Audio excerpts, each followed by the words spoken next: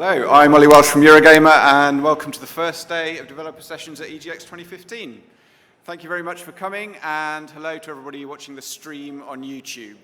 We will have time for some Q&A at the end of this session, so if you have a question you'd like to ask, please step up and form a line behind the microphone in this aisle here. Tomorrow we're going to have sessions on PlayStation VR, Homefront, and Elite Dangerous, but for now, talking about the challenges of developing for virtual reality, and introducing you to their game, The Assembly, please welcome from nDreams, Patrick O'Lunig and Jackie Tetley.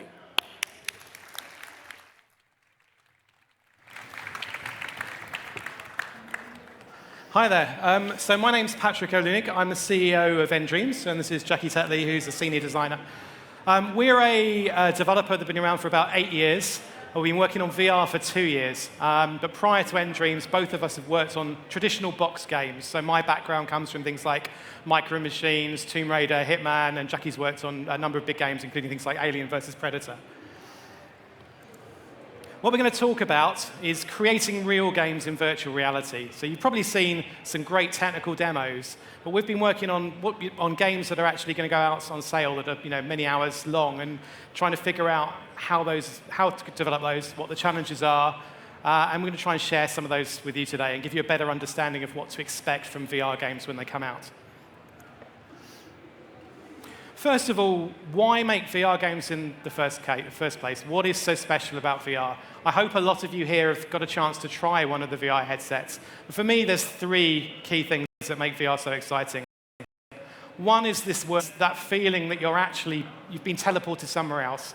When you put the headset on and you can look above you and behind you and around you and hear in 3D around you and see everything in 3D, you actually feel like you've been teleported somewhere. And that's a really special feeling. And it's that feeling of presence. And that gives you emotion. Emotion amplification is probably the best word. Your emotions are scaled up. Fear is 10 times scarier. Happiness, excitement is all much, much more powerful because you're actually there in VR. You're not a spectator looking through a screen. You're actually in the world. And that makes everything much more powerful. And that's, for me, the single most important thing about VR. And lastly, we were excited to get into VR because it's a new, unexplored frontier. You know what? There are so many new types of games and game mechanics and genres and things that we haven't even started thinking about. It is a giant open space, and it's a very, very exciting place to be as a game developer. This is a little video showing a little bit of that. This is the first VR demo we launched actually a couple of years ago now, called Skydiving. And the guy on the top left, if you can see, actually hung himself from a tree, had a fan under himself blowing up in his face to get the full skydiving effect. And the idea is you jump off 20,000 feet in the air and plummet to your death, dodging things on the way down. And it's a very simple demo. It took us a few weeks to make, but the excitement that we got from the community and people seeing it was pretty evident right back then. Jackie. So now you're all excited about VR. You'll probably want to rush out and make your VR game. But the first thing you might want to consider is which VR headset you're going to make your game for. So there's some pretty exciting headsets out there, like these bad boys. We're tempted by these, but we can't make it for every headset. So we've narrowed our focus down to the following, split into mobile and PC and console. So for mobile, there's the Samsung Gear VR. We've already made a couple of titles for that. And the awesome Google Cardboard, a little bit of self-assembly, and the Zeiss VR1. These all use the phone to run the software on, and they also use the screen of the phone to actually display the imagery, and that's just inserted into the headset, which has some lenses in so that it all looks right when you've got it on. This is different to the high-end PC and console headsets, which run the software off your PC or off your PS4 or whatever, and then they actually have a screen within the headset itself.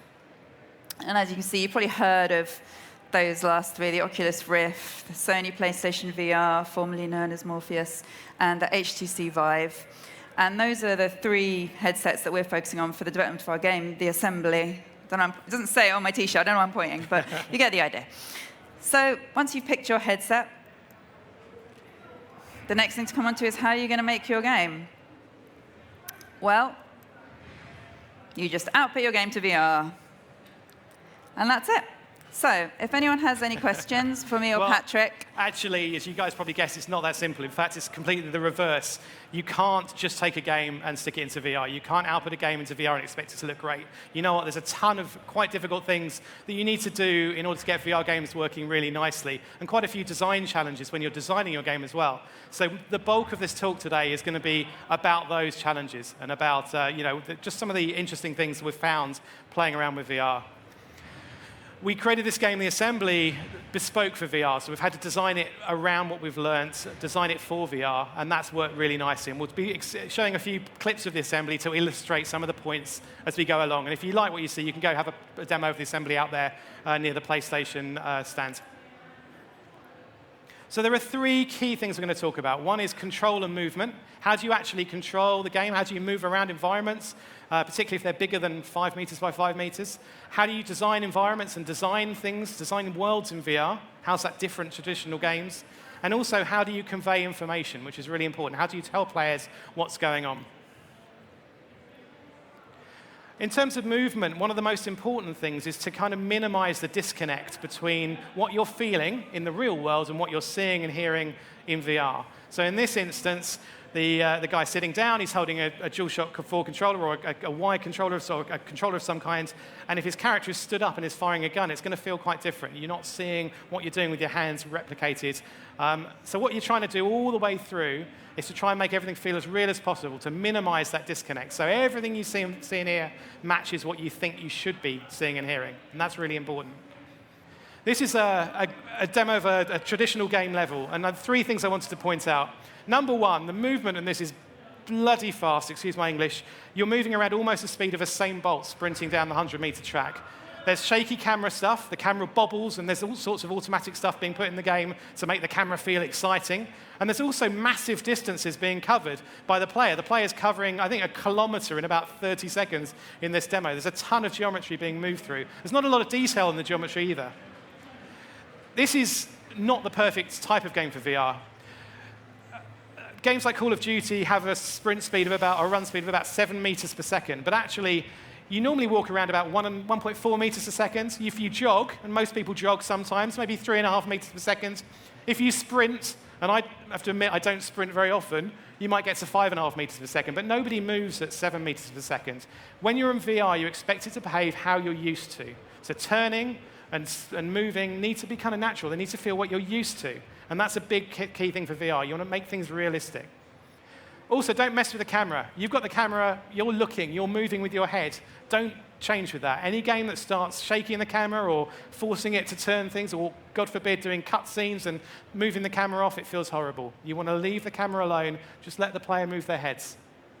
And then lastly, all of this kind of combines to make a much more real pace. So it's much more realistic. In fact, the assembly, being an adventure game, you're kind of walking around most of the time, and that feels very natural. But what it means is you can do a lot more detail. So rather than having big, huge environments with not a lot of detail that you sprint through, you'll see VR games being a lot more about smaller, more detailed environments with more to do in them. And here's an example of that. This is one of the sections from the assembly.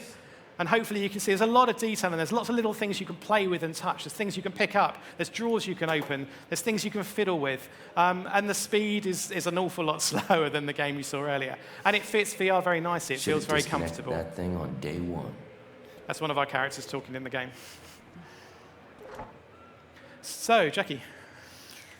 So Patrick touched a bit upon, the importance of the environment design, and I'm going to talk about that a little bit more. First of all, I'm just going to show you a traditional game, and some of the things you might have noticed when you're playing a game. Sometimes they can be a little bit buggy. Maybe the developers might have accidentally, forgotten to put a few polys in. You might see some missing geometry. You might have noticed playing games that sometimes the scale seems a bit off, or that in certain sections of the game the textures can look a bit low res and not very realistic. These are all things you can't really get away with in VR. Scale-wise, certainly for a first-person VR title like ours, you expect everything to look the right height. So if you've ever been back to your infant school, and you go in there and all the chairs are really tiny and you feel like a giant, it's kind of like that in VR. You'll notice if everything's really big, because in traditional games they often scale stuff up a bit for the screen and the field of view. But you really have to stick to a realistic scale. fully formed environments. And by this, we mean that players, because of the positional tracking on the VR headsets, players are going to start doing this, they're going to be getting under what's under there, they're going to be going around the back of things. So, the detail has to be there from all angles, from all perspectives, and everything has to conform to what the players expect. And something else we found that's really great is that we can let the environment tell the story. So, you don't have to have a crazy HUD with loads of stuff firing off all the time or people shouting orders into your, headset or anything like that. People can take the time to walk around, to explore, to notice little details, to, open a drawer and go, oh, what's that in there, and learn some things. So the environment's just a really great experience in VR. But that's all good, but there are some downsides, or at least challenges is how we prefer to look at them. So because people are going to get up close and personal, they're going to be able to lean into the cupboard that previously they could never lean into, you have to make sure everything is high resolution, looks really good no matter how close up you get to it, and that can eat up some memory. Frame rate. In a traditional old, box game, it's 30 frames a second, maybe dropping a bit when there's lots of explosions going off. For VR, 60 up to 120 frames a second, so that when players turn their heads, there's no juddering, it's all just perfectly smooth, really low latency. And you have to draw everything twice, once for each eye. So you can imagine all this eats up a lot of power. But, we've tried to balance this out as best we can in the assembly, find the best sort of solution, the middle ground, so we have a really beautiful looking environment that runs at a really high frame rate, and we think we've really achieved that. So let's have another wee look at a bit of the assembly.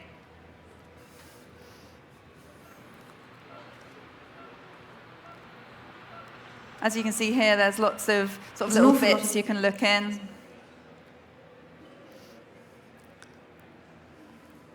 You can get up close and personal to any of the objects that you fancy.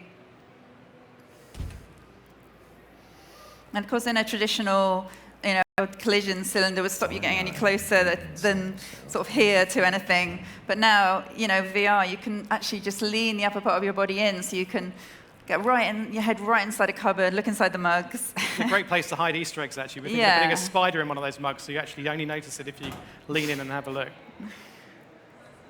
4, 7, 5. So lastly, conveying information. How do you tell the player what's going on? Well, let me start with a really bad example, which would work horribly in VR. Have a look at this. There's an awful lot of information going on this screen, lots of 2D text everywhere. I don't think you can even read any of that. All sorts of stuff everywhere.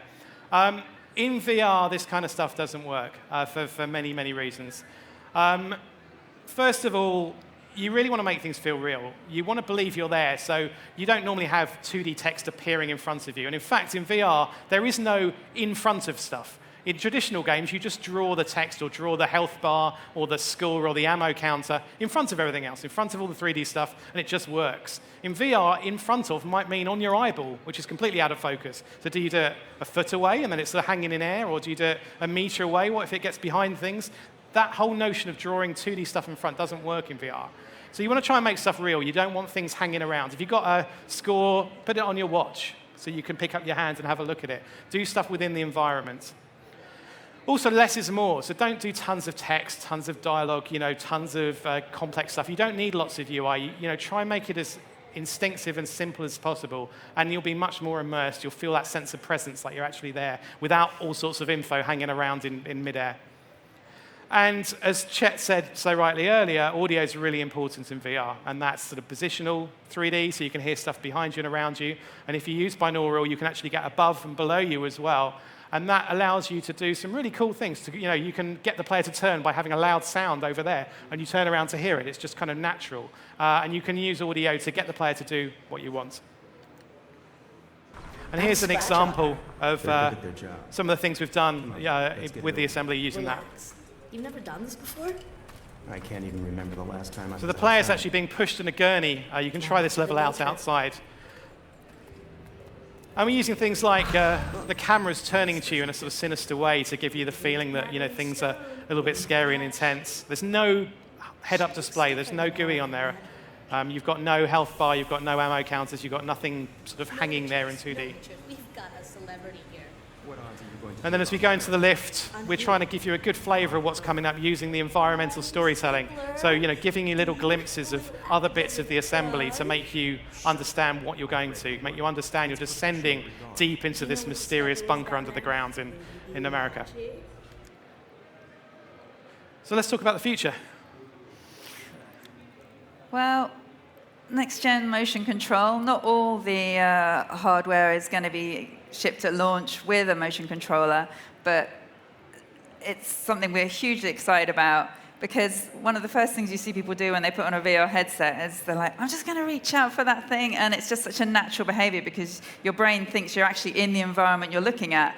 So motion control is going to just add infinitely to the immersion, and you'll be able to pick something up and then bring it up towards your face and look at it, and it's going to be awesome, basically. Yeah. So I think you'll see lots of launch games supporting DualShock type controllers, wide control Xbox type controllers, but I think the standards after 6, 12, 18 months will become these wireless motion controllers, because they're just so intuitive, as Jackie said. New genres. The reason I've got a picture of this sort of diorama here is that you'll see completely new types of gameplay in games. Things like this, a very detailed, imagine a detailed model in front of you on a table, a beautifully detailed model like this. In VR, you can actually lean in with your head. You can look in the window. You can actually pick people up with your hands and move them around. It'd be amazing for strategy games or tower defense games or all sorts of other genres that we haven't created. You don't have to be looking through the eyes of a character. There's actually a lot of other cameras that work very nicely.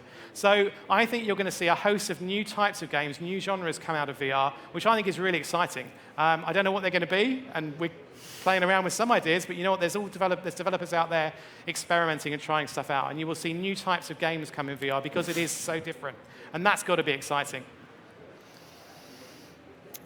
And social VR, I mean, ever since Facebook purchased Oculus, I think people have been like, what's going to happen with this word of social and the world of VR? And I mean, for me, it's kind of a bit like science fiction becoming reality, where you could be in this virtual environment and your mate who's halfway across the world, he can come join you there, and then you can like look at each other while you're talking. You can sit next to each other and watch a film together while you kind of turn your heads and chat. There's so many possibilities for multiplayer experiences in a virtual environment. I think we're really going to see that sort of growing over the near future. And if you've ever had a chance, or you get a chance to try the Oculus Touch demo, somebody talks to you whilst you're in there. So you put the headset on, you're moving around, and you see somebody appear next to you, and he's there in the world with you, chatting to you. And it's fantastic. There's something about other characters being there in the same world as you that's very, very special in VR. So I think it's going to be a really interesting area. And lastly, one point I really wanted to make was that this is just sort of VR 1.0. What we're making now, what you'll see launch in March or May or whenever next year, is just the beginning. All of the hardware guys are working on the next iteration, the newer tech, how to make things wireless, how to improve the motion controllers, how to make them smaller and lighter and quicker, and things are going to evolve. So this is not what you see is really special, but it's going to get even better. And I think that's what's so exciting. If you imagine that back to the very first phones and now the power of the iPhone or Samsung or whatever you've got, there's such an amazing difference. And I think the same technology will improve VR over the next few years. And that's exciting because we think Assembly is a really great VR game, but who knows what we're going to be making in 5 years' time, and that's going to be pretty exciting and pretty fascinating. So we're going to finish by showing you a trailer of the Assembly, giving you a bit of an idea about what it's all about, and then we're happy to answer any questions on the microphone over there afterwards. I can't just stand by anymore. We've done good work, saved lives. This isn't what I signed up for. This place, these people, they've gone too far.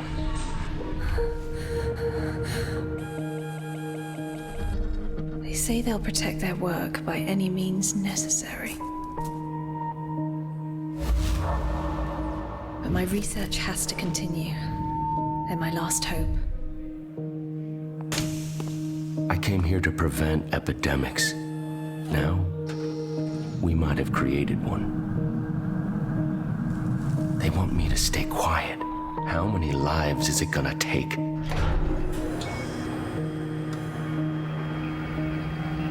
All my reputation, all the prizes. None of it means anything if I can't change things. If I can't save anyone.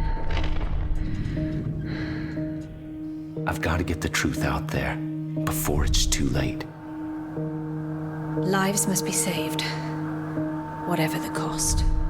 And today of all days, they want me to induct a new member? Whoever you are, you have no idea what you're getting into. Is anyone there?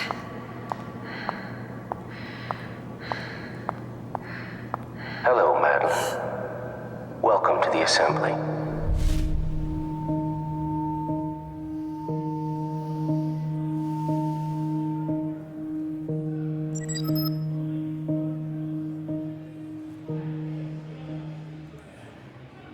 So if anyone has any questions at all about VR or making VR games or anything like that, there's a microphone there. Please come out and ask away, and we'll try our best to answer them.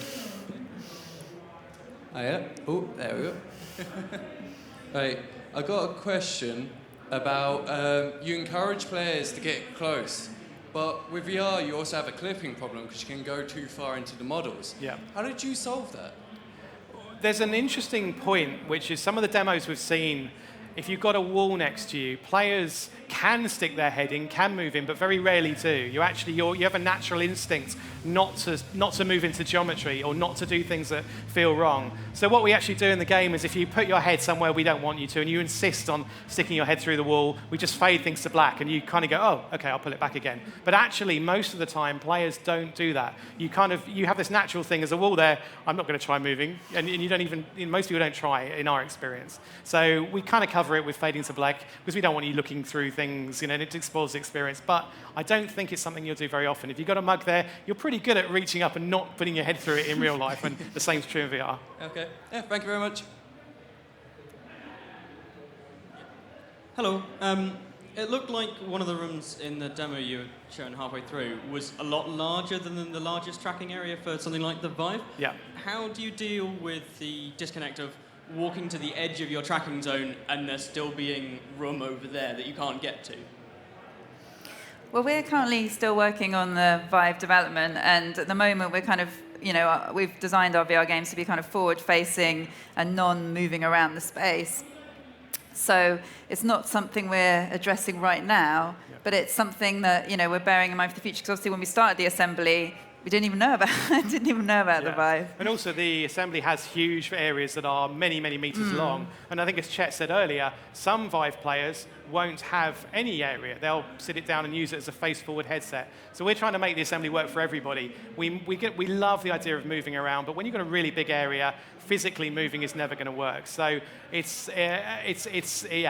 works. We've got a nice movement system that we think works very well for players that doesn't involve actually physically walking around because it's such a big bunker. You'd never have the space, unless you happen to own an underground bunker at home, in which case it would be brilliant. Thank you. Hi. You just sort of touched on my question then in that answer, but you say obviously you've got to cater for different people who might only be sat in a chair.